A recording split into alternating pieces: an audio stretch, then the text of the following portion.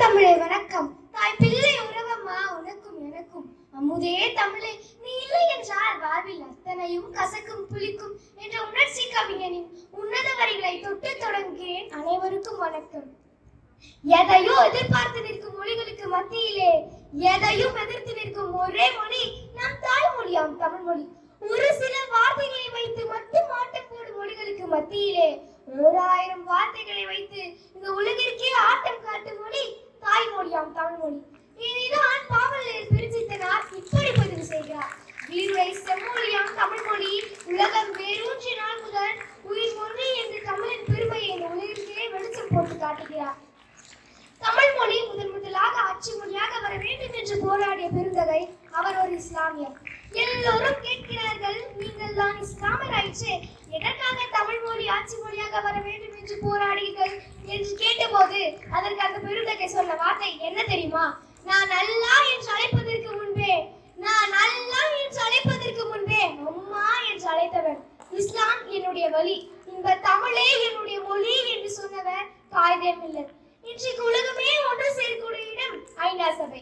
இன்று ஐநா சபை நுழைவாயில் யாதும் ஊரில் யாவரும் கேளீர் என்று கணியன் பூங்குன்றனாரின் வரிகள் பொறிக்கப்பட்டுள்ளது.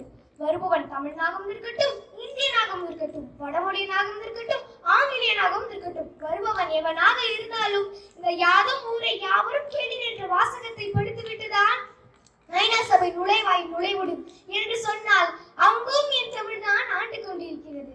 மண்ணை தோண்ட தோண்ட அங்கும் என் தமிழ் ஆட்சி செய்து கொண்டிருக்கிறது. எப்படி தெரியுமா? கீழடியில் தோண்ட தோண்ட தங்கத்தானான தொங்கட்டான் கிடைத்தது, இது பெருமையா?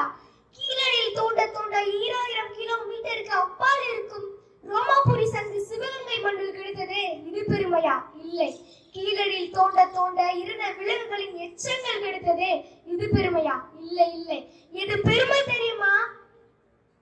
தமிழன் 3000 ஆண்டுகளுக்கு முன்பாக எந்த ஒரு மொழியை சார்ந்தவன் அல்ல, எந்த ஒரு இனத்தை சார்ந்தவன் அல்ல, எந்த ஒரு மதத்தை சார்ந்தவன் அல்ல என்பதற்காக தமிழ் எழுத்துக்கள் கீழடி மண்ணில் கிடைத்ததே, இதுதான் தமிழுக்கும் தமிழருக்கும் பெருமை. ஆம், மண்ணை தோண்ட தோண்ட அங்கும் என் தமிழ் ஆட்சி செய்து கொண்டுதான் இருக்கிறது. எல்லோரும் தங்களின் தாய்மொழியில் பேசுகிறார்கள், ஆனால் நாம் தான் உலகில் இருக்கின்ற எல்லா மொழிகளுக்கு தாயான தமிழில் பேசிக் கொண்டிருக்கிறோம். நன்றி, வணக்கம்.